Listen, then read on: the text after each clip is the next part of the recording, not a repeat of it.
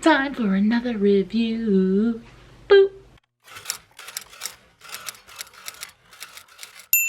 Hey guys, what is up? Welcome back to my channel and welcome back to another writing craft review. It's yours truly, Laura Writes, and I'm here to give you all the deets on Hooked. So today's review, like I said, is on Hooked with the subtitle, Write Fiction That Grabs Readers at Page 1 and Never Lets Them Go. Now this is written by Les Edgerton, and all of the information for this book, if you want to check it out, is linked down in the description. Now, a lot of my craft books that I've talked about and reviewed on this channel were book club choices. This one was not. This was actually a book that was recommended to me. I had heard of it before, wasn't sure, but it was recommended to me by my friend Lizelle Sandberry. If you don't know Lizelle, where have you been, child? I will link her channel down in the description. Lizelle is great. She does have a book coming out soon, Blood Like Magic. Make sure you add it to Goodreads. And yeah, so she recommended this, and I just finished it up last week, and now I'm ready to give it the old Laura Writes review. So let's get to it. So as you guys know, I always try to start out with the positives, and I have a lot of positives for this one. So let's dive into them. So first of all, if you don't know what this book is and you couldn't glean it from the title, this book is all about beginnings. It is really focusing on the beginnings of novels, and that is what the entire book is really about. There is a little bit in terms of like scenes and overall basic 101 advice, but that's a very short snippet, and it's really just in the context of you needing to know that information in order to understand what he's going to talk about in terms of beginnings. And so this is one of the first things that I really like about this book, is that it's very specific. I have read a lot of overall writing books like Story Genius, Anatomy of Story, Save the Cat, and I really am now getting into books that are really specific. So Writing Deep Scenes was a really good one, where it's really specific on scene development. And now this one is really good because it is focusing on just the beginnings of your novel, which I really appreciate. And another big pro of this that I really liked personally is that it was really geared towards those of us who are going to be querying or trying to sell a book.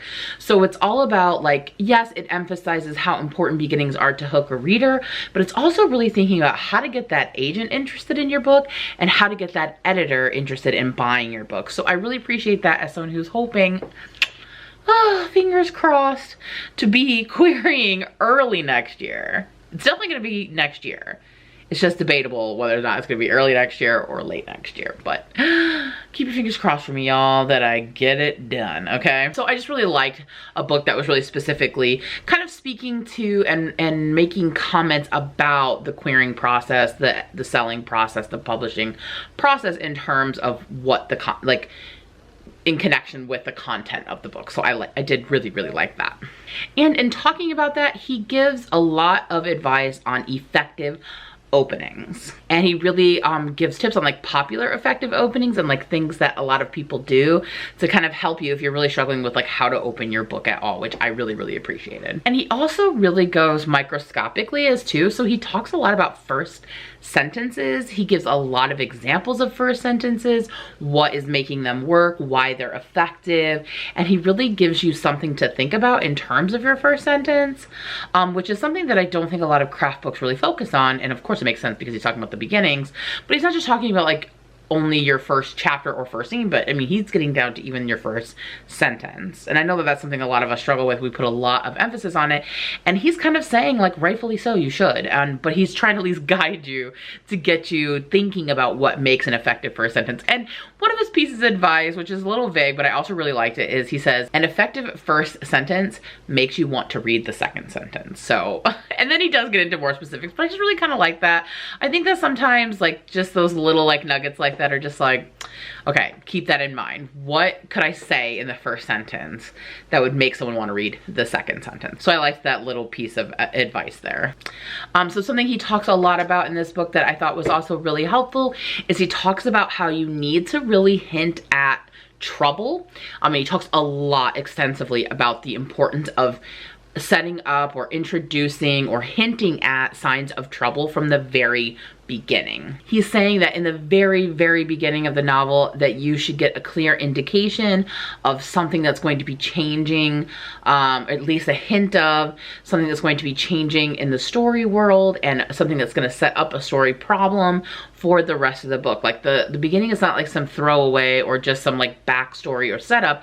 He's saying that it really needs to be doing something specific, and he really outlines and goes through the nitty-gritty of like how a first scene should function in your book and what it should be doing for the rest of the book. He also really emphasizes that not only should it be setting up like what the story problem is going to be and like what to expect and kind of doing other things, which I'll get to in a minute, how he breaks down what should be in your first scene, but he also really emphasizes that it should set the mood and the tone for the rest of the book. So like, for example, you shouldn't have like a really serious first scene and then the rest of the book is funny, right? Like whatever's in your first scene is supposed to be introducing your reader of what the expectation can be for the rest of the book. So you really want to be mindful of like, if this is basically he says like the beginning scene should be a snapshot of the whole. It's a mini version of the whole. So when you're thinking about mood, tone, where the story's going, all that kind of stuff, that should all be captured in that opening scene. Included in that, like a hint of the ending should also be there. So more like in a foreshadowing kind of way, not like directly telling you the end or what to expect at the end, but like at the end you should have seen, like you should be able to go back to the beginning and see like how that was kind of already being set up from the very first scene. Another piece of advice that I really liked in this book that I hadn't really heard other people say, and I think actually really helped me in thinking about description and setting stuff up, is he really kind of emphasizes like having heavy emotion or being kind of having like some dramatic effect but not being melodramatic. And he uses this quote from Toni Morrison, which I really love, which is like, if the character on the page is crying, then the reader is not going to be. So the idea is that, and he kind of says it is, instead of when you are at like a really heightened emotional scene, rather than turning the volume up, you want to turn the volume down, and that there's power in that. So of course he explains and gives examples better of like what he means by that, but I thought that was really powerful and really gave me something to think about, especially his examples for that really gave me something to think about when you are hitting those emotional scenes or those really poignant parts of your book, how to portray them in a way that affects the reader most effectively. Some other good things that are in there, he kind of really helps to define the difference between story-worthy problems versus surface problems. He does a really good job of emphasizing what a lot of craft books do, which is the cause and effect element of storytelling, and how every new surface problem arises out of the last problem. And another really helpful thing about him talking about just beginnings, especially what I think is maybe the most helpful, is something most of us as writers struggle with in the beginning, is like how to balance and where to place and what to include in terms of backstory and setup. And he really dives deep into that, explaining what should be included in the backstory, what should be included in the setup, active versus passive backstory, how books used to do setup and backstory versus what the expectations are now, how to weave them in, how to choose what to include, what's important, that kind of stuff. So there's like a whole section, maybe even a whole chapter. I think it's a whole chapter on that. And I found that really helpful because a lot of times in craft books, you just get like a paragraph or a little chunk about it. And he's really devoting a lot of time to talking about all of these very specific elements of writing the beginning of a book. In fact, I think that that is really the biggest pro of this, is that he really breaks things down into manageable, digestible parts, and he gives you lists of items of like things to break it down. And for me, that is really helpful with learning. So he'll say like, okay, there's 4 parts to this, or there's 7 parts of this and 3 parts of this, and just breaking things down like that really works for me in terms of learning. So he does give like a whole section on here are red flag beginnings, things that do not work, that you should not do. He kind of breaks those down, which I really like, giving us like concrete examples. He breaks down what he means by the beginning of a novel, and he kind of breaks it down into 5 different parts. You have opening line, opening paragraph, opening scene, opening page, and then opening chapter. So he talks about all 5 of those specifically. So he'll give you a section on the opening line. He's going to talk a lot about the opening paragraph. He's going to talk a lot about the opening scene, that opening page, and that entire opening chapter. And so I really like breaking those down and not talking about beginnings in general, but rather really specific elements of the beginning. He also really kind of breaks things down into little like formulas, right? So like he says, really overall a story should be stability plus inciting incident equals instability plus struggle to resolve the instability, and that equals a new stability, or stability, instability, the new stability. So it's just like, it's helpful for learning to kind of have these little chunks and formulas. So he also breaks down the components of an opening scene. So he basically says that there are 10 components to the opening scene. 4 of them are primary and are absolutely necessary and important. And then the other 6 are optional depending on what kind of opening you have, how many of those you include, and how much emphasis you put on those 6. So the 4 that he says are primary components of a story opening scene is the inciting incident, the story-worthy problem, the initial surface problem, and the setup. And then now the 6 components that are secondary are backstory, stellar opening sentence, language, character, setting, and foreshadowing. But he says that all of these need to be in there, but that the more emphasis should be on those first 4. Although I would maybe, now that I'm like thinking about it, the stellar opening sentence, I think maybe should be a primary component, but he's just saying to what extent the other ones are because they're secondary. And he, like I said, he breaks all of these down and he talks about all of these in their own section. So he talks about foreshadowing by itself. He talks about backstory. He talks about setting, character, like all of that kind of stuff. And it's all in terms of the beginning of the novel and how that influences the rest of it. He also gives you 4 goals for openings to novels. He says that they should successfully introduce the story-worthy problem, they should hook the reader, they should establish the rules of the story, and they should forecast the end of the story. So again, the setting up of the end should happen in the beginning. And so I really like all of those breakdowns because he breaks them down into manageable parts and then discusses each one of those individually. And I found that really helpful for learning. He also goes in to define trouble, because that is a huge emphasis that he uses, that there needs to be a hint of trouble, a setup of trouble, trouble happening, trouble everywhere. And he really like clearly defines what he means by trouble, how it functions in the story, and what it's supposed to do. And he does say that trouble cannot be a surface issue. So it can't be like, oh, the trouble is my dad died, right? Like the trouble is always something psychological and internal. And I also, aside from like all the breakdowns and the discussions of those individual parts of beginnings, he also has an entire section about, it says the view from agents and editors, and it's giving practical advice from agents and editors about the beginnings of novels. And he has direct quotes from very prominent agents and very prominent agencies. And it's them saying what they look for in beginnings, what they think are the most successful beginnings, things to not do in your beginnings, the worst kinds of beginnings, the things that turn them off and things that they don't want to see, the most common mistakes in beginnings. And so it was really helpful to hear not just from him, the author, but to hear from agents and editors, which are the people that we're trying to impress with our beginnings. And getting that feedback, I felt like was super, super helpful. And then the last thing that I thought was really good is that he gives a ton of examples. That was a big pro, and I have critiqued in other books when they give too many examples, but because he's talking about beginnings, like for example, when he has his section on first sentences, he gives tons of first sentences and kind of breaks them down and talks about them. And I actually found that very helpful, because looking at 1 or 2, you know, like there's so many different ways you can start a novel, and so I like that he gave such a variety in opening scenes as well. I really actually appreciated that, and many of them were good examples. However, I am going to use the example topic to transition into cons, because there were some parts of the examples that I did, though, think it was a pro, also was a con. And the biggest con of the examples is so many of them were short fiction writers, so like Raymond Carver and people who write short stories and things like that. And they were short story examples. And while I think some elements work for both, so like an opening sentence, you can kind of apply the same stuff to short stories as well as novels.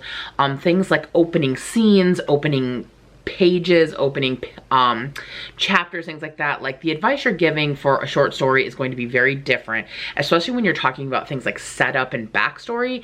How you would do it for a short story is very different from a novel, and I don't know that he emphasized that enough, and I wish that he would have balanced the examples a little bit better with that, because instead of giving a lot of novel examples, and I don't really remember any like concrete contemporary novel examples, he gave a lot of short story writers, and then a lot of like movies. Like he used a lot of Thelma and Louise, which I thought was overall an effective example, but I just would have liked some more contemporary novels as an example, and really discussing the difference between what is different with some of those elements in terms of short fiction versus like a novel.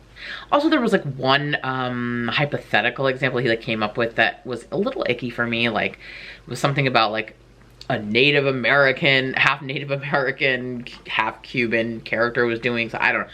I was just like, can we just not go in that direction with your hypothetical example, you know? But other than that, like I did find, so I feel like it was like half and half. Like I did find some examples really helpful, and the abundance of certain types of examples really helpful, but then also some of them I just think could have had more distinction and more balance and more discussion of like short versus long. Another thing that I'm gonna count as a con because it was a little confusing is when he uses the word inciting incident. I feel like personally how he's using it in terms of like an opening scene is a little different than other craft books, and how we kind of conceptualize and how we apply inciting incident. So let me explain what I mean by that. Like his technical definition of inciting incident is the same as you will find in other craft books, but his application of it is different. And he says that what other people call inciting incident is not, that you actually need to go further back to something. So for his example is Thelma and Louise. So he's basically saying that like most people would say the inciting incident is when they kill a guy and then they have to go on the run, which sounds like an inciting incident. But he's saying it's actually when she defies her husband and decides to go out with her friend, which then leads them to killing the guy. And so I think he's like looking at the earlier decision that leads someone to the inciting incident as the inciting incident, if that makes sense. It's a little confusing. And it kind of just doesn't measure up to other ways of discussing inciting incident, because he's saying the inciting incident should happen in the very first scene. And I feel like that's really early compared to other craft books. And I don't quite think that's what he's saying. Like, because elsewhere he does say stuff like, it should be like the first hint of trouble. There should be hints of like what's to happen. But like, other books say that like inciting incident should have a little bit more of a setup and backstory, that you know the original world before the world changes. So, and I wouldn't say that in Thelma and Louise, her deciding to defy her husband is really a huge world change, or maybe, I don't know. You see what I'm saying though? This is the con. It's a little confusing. So what I kind of pulled from it is like, not looking so much at the terms of inciting incident, but really what he's emphasizing should be happening in the beginning, and that's like hints of trouble, starting off right away with, you know, those kinds of things. But yeah, I just found the whole inciting incident and when it should happen and where it should happen and what he means by that in application versus how other people apply that term a little confusing. Another thing he says that I was a little like, about is he was saying that like your protagonist should continue to make flawed decisions. And I just feel like that term flawed decisions is a little misleading to me, because I feel like your character should be making continued decisions that are based on flawed logic, like flawed thinking. But that's not the same, to me, it's not the same as making flawed decisions or taking flawed actions. Like, I always think of like what I most recently read, and like I most recently read like You Should See Me in a Crown, right? Like I don't think every decision she makes in that book is like a flawed decision. Like I don't think trying to be prom queen is a flawed decision. Like I think like some of the decisions she makes about it, like in terms of like not telling people or hiding certain aspects or stuff like that is maybe, but like I don't know, does that make sense? Maybe it's just me that it's confusing too, but I don't know. Him saying that, I was just kind of like, I don't think every decision in a book is like a bad, like the character doesn't always have to be making bad decisions, but rather making the wrong decisions to get the outcome they want based on a flawed logic. I don't know. I don't know if that makes sense, but that's kind of, again, that's what was a con for me then, because it's like a little confusing what he means by that. And that kind of also segues into another thing that was a little confusing or a little different than what I normally think about.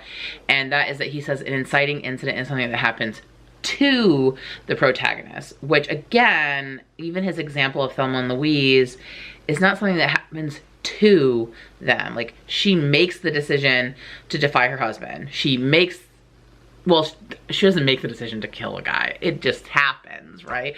It doesn't happen to her though either, if that kind of makes sense.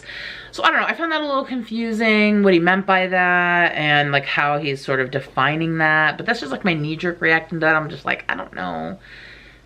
I don't know if that's true or the way you're wording it, or maybe I'm reading too much into that, but I also just kind of felt like that. I don't know about that, you know? And then lastly, a con to me is he has a whole chapter on transitions, y'all, and I did not like that chapter. Transitions are like my Achilles heel. Like, it's something I am very like insecure about. I don't understand like really how to do it successfully. I'm always looking at books, how do they transition, especially when you're trying to pass time, just to make it seamless. And it's something that I really could use like better advice on, and I just wasn't getting it in this book. Like, I felt like that whole chapter was terrible.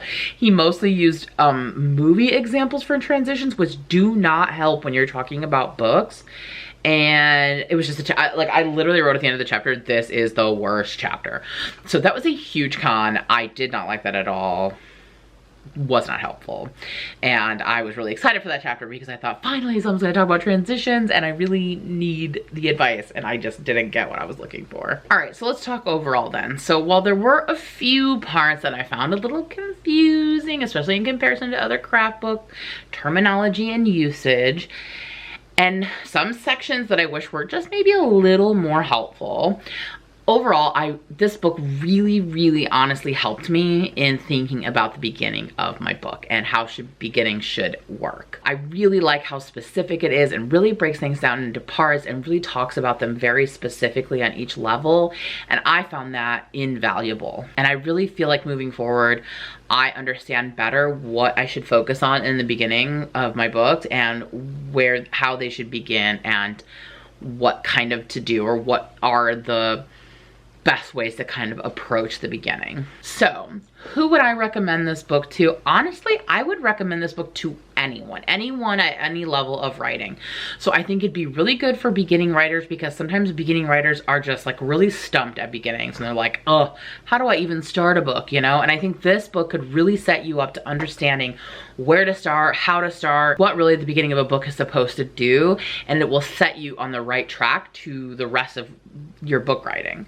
Now, if you're someone who's written a lot of books already and you're looking to level up your beginnings, I also think this book would be helpful. So that's why I kind of recommend it to anyone at any level of writing. But I think the people that it would be the most helpful to are those of us who are getting ready to, or are currently querying or trying to sell, especially a first book, when you really don't have anything else to go on. Like, you don't have previous sales, or you're not known or anything, and really just have the work that speaks for you and that's it.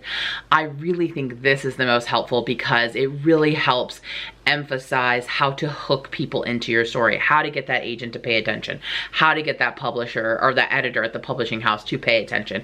And it actually gives practical, actual advice from actual people that on the agency side and on the editing, the publishing side. So I find that while everyone would benefit from this, whether you're new or old writer, you know, a seasoned writer, I also think those of us in this weird place where we're trying to transition from writing to being published, I think is especially helpful for us. So overall, what do I say? Should you read this book? Yes. Yes, you should. Everyone should read this, 100%. 10 out of 10 would recommend. All right, guys, so that is it for this review. If you enjoyed this, if you found this helpful, please be sure to give this video a thumbs up. It tells YouTube that this content is helpful to people, and it will make them recommend it to others who it may also help. If you want to get this book for yourself, I will link that down in the description, as well as there's a list down there of other craft books that I recommend. If you want to check out which other ones are high on my list of recommendations, that is all down there as well. If you enjoy learning craft or want to watch yours truly on her arduous journey towards trying to become a traditionally published young adult author, and you're not already subscribed, please be sure to hit that subscribe button, and I will see you in the next one. Thanks so much for watching. Bye!